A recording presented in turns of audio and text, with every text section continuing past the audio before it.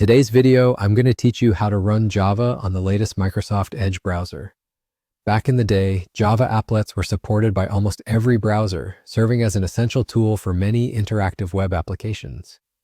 However, things have changed over the years, and Edge doesn't natively support them anymore, as Internet Explorer once did. But there's no need to worry. There is a way to make it work by enabling Internet Explorer mode for specific websites, bridging the gap between new technologies and older functionalities. To get started, open your Microsoft Edge browser.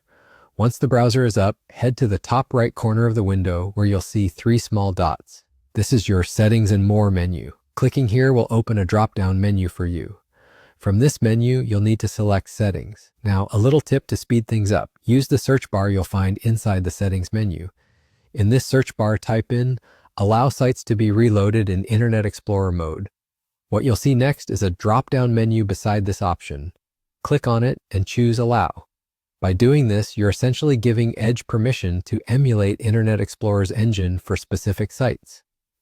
This is particularly handy for running Java applets, which require specific support that's no longer native to modern browsers. Once you've made this adjustment, it's important to restart your browser. Closing and reopening Microsoft Edge ensures that the changes you made take full effect. As you open Edge again, you'll be ready to visit any site that needs Java support. If the site requires it, Edge is smart enough to automatically switch to IE mode, ensuring a smooth experience as if you were using Internet Explorer. And just like that, you've set up Microsoft Edge to run Java-based websites with ease.